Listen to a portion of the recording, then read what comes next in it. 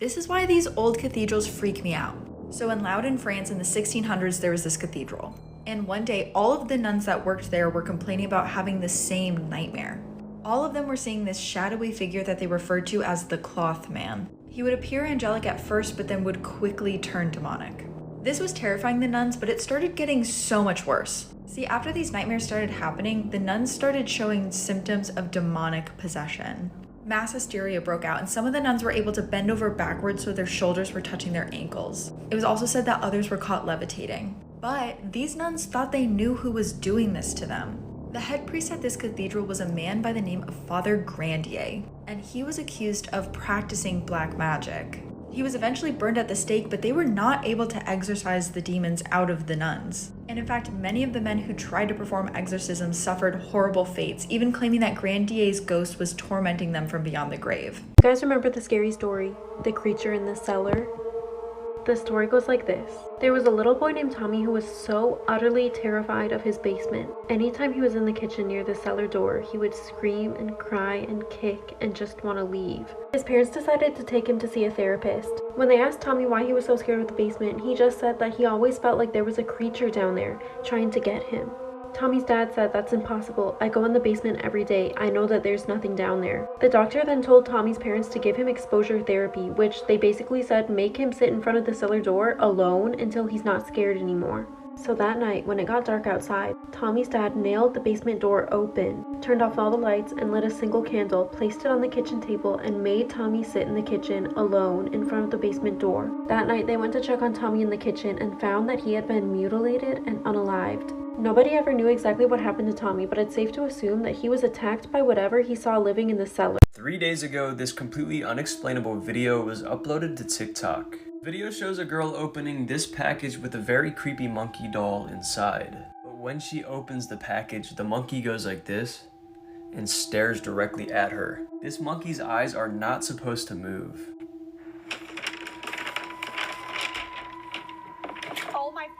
God, I swear to God, this thing just fucking looked at me. Oh my fuck. Have you ever wondered how accurate police sketches are? I'm going to show you a sketch, then the person, and we're going to see. And this is part of a series, so make sure you follow along. This is the Unabomber, probably the most famous police sketch ever drawn. And this is what was seen in 1987 by the only woman to ever see him in action. He'd go on to mail 16 bombs across the country over the course of 18 years. And this is a picture of a young Ted Kaczynski, the man that did it. The Unabomber was incredibly hard to catch because he lived in this shed and was a total recluse. It was actually his brother's wife that suggested that Ted was the Unabomber because she recognized his writing style in a letter that he had written to authorities. Thank God for observant women, and let me know if there's anyone else you want to see. What would you do if you came home to find your neighbors summoning demons? Well, that's what happened in this video. Check it out. I'm going for a walk and I look up and I see my neighbors.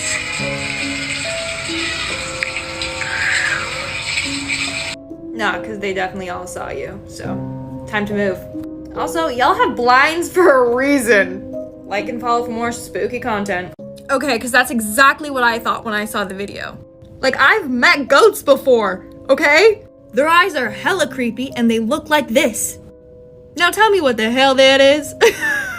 And that's why many people believe that this is actually a skinwalker trying to enter the girl's home. If you don't know what I'm talking about, then watch my latest video.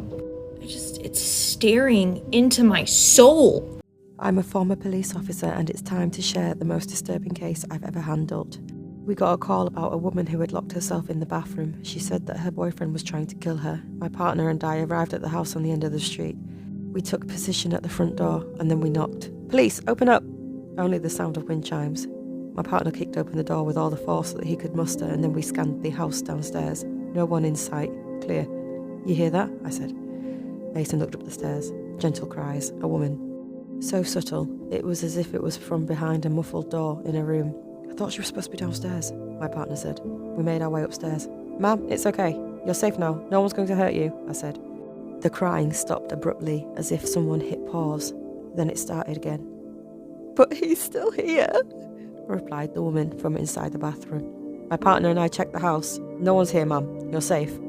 Downstairs, the front door slammed shut. My partner and I gave each other a gaze, and I could notice his brow sweating despite the cold night. I used my head to gesture for him to take a look. He stood from atop the stairs. and looked down at the front door. Just wind, I think. Then a gentle voice came from inside the bathroom. "Are you sure, Officer Bradley?" the woman asked. The entire night at that scene, neither my partner nor I had used our names out loud, not once. "Ma'am, do you need help or not?" Mason was agitated.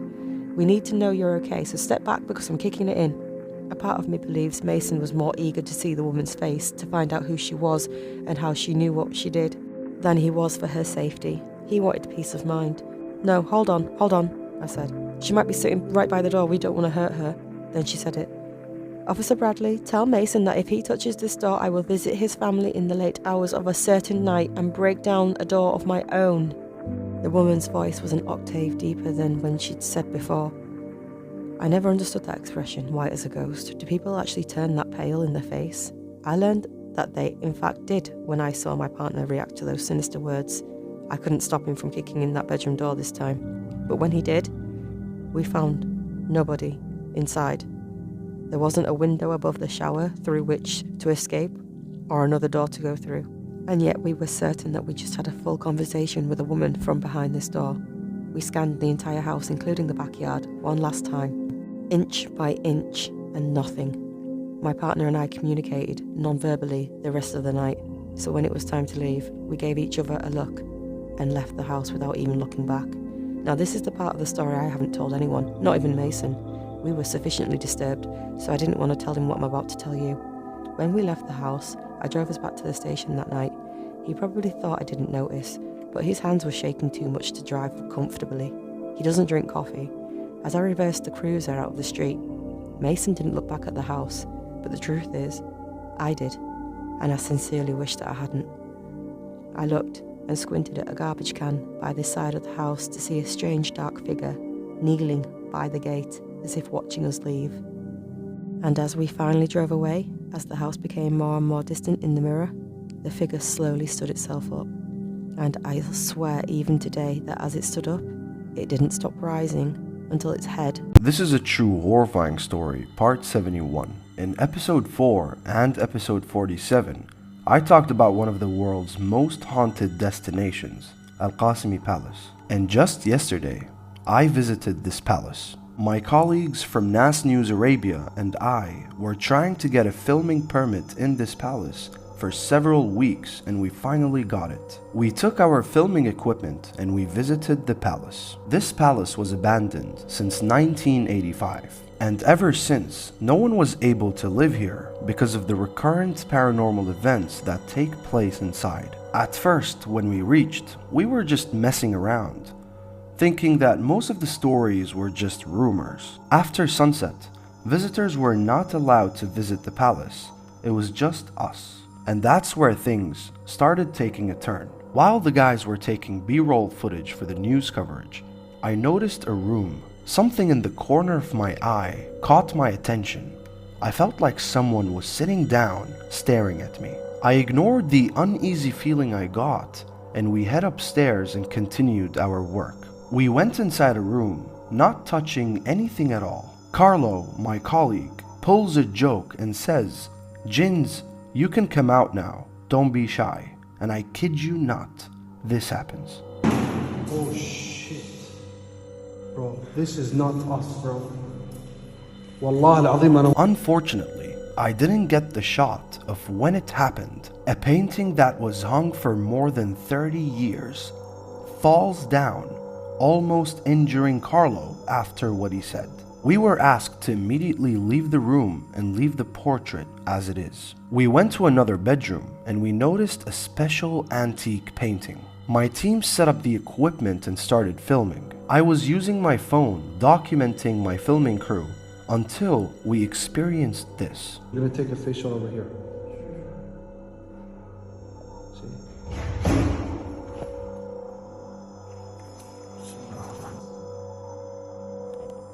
I don't know. The door leads to an empty pantry with no other access. The door was locked, and we were certain that there was no one inside. I kept documenting my filming crew in case it happens again, and as expected, it happens again.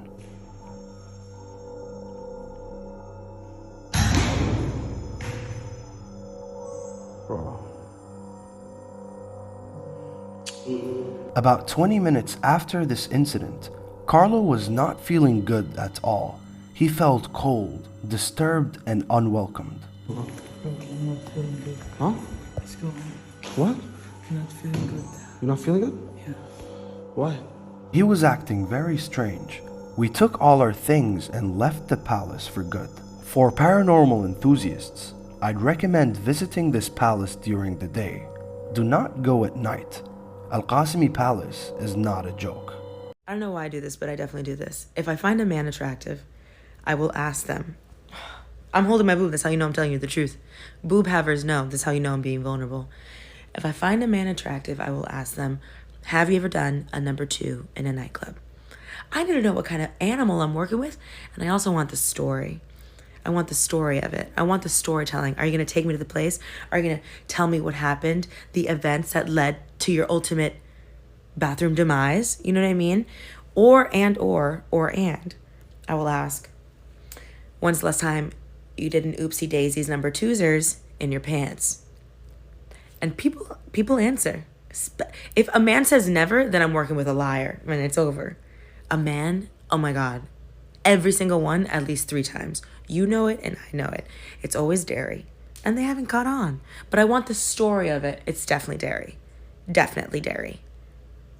People are freaking out about this video. Last year, a TikTok user by the name of Chell uploaded this to his account. Supposedly, he was trying to show off his Halloween decorations when he turns the camera to film a creepy church across the street. What happens next is either a clever practical effect or it could be a real video.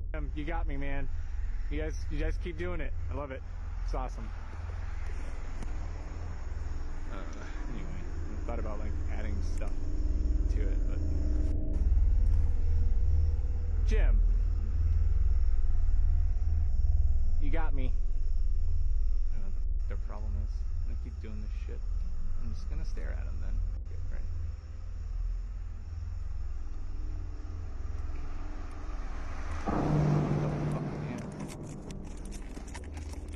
Go.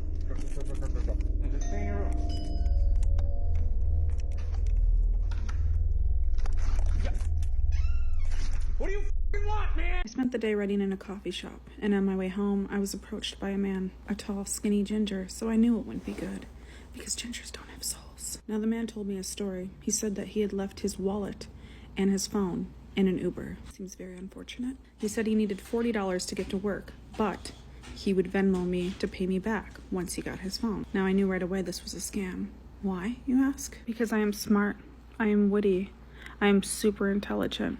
I have what they call street smarts. Also, because I fell for it last year. Guys, listen to this. Aaron Rodgers narrates his spine-chilling encounter with the mysterious Hat Man. I was reading an article about this. Apparently he went to Peru, tried ayahuasca, and saw the Hat Man holding a corpse with a blade. The corpse of a dead rabbit, not a human. There are no reports to confirm or deny this, but listen to this. Teammates are concerned for the quarterback, who now fears being in the locker room alone after he claims the lights start to flicker and turn off one by one. He apparently ran to his car and slammed the door shut after that. If the Hat Man's coming after Aaron Rodgers, there's no hope for any of us. Speaking of the Hat Man, I just posted a YouTube video on the mysteries behind the Hat Man, so if you want to go check him out, link is in my bio. Normal looking photos that have a disturbing backstory, part 27. This photo shows an elderly couple doing the hokey pokey with a man named Dennis Rader, also known as the BTK Killer. He installed alarms for a living, and ironically, many clients booked his services to prevent him from entering their homes. This photo shows Luchadora Juana Barraza. She was sold to a man for 3 beers by her mother until her stepdad found her at age 17. Over the years that followed, she would strangle and rob over 45 old women that reminded her of her abusive mom. The man in the background is Christopher Wilde, aka the Beauty Queen Killer. This picture was taken on June 15th, 1984, and Chris is scouting future victims at a beauty pageant. This photo shows John Edward Robinson holding a baby girl named Tiffany. Just 1 day before this photo was taken, he murdered the baby's mother and gave Tiffany to his brother, saying that she was adopted. His brother, along with Tiffany, didn't find out the truth for 15 years.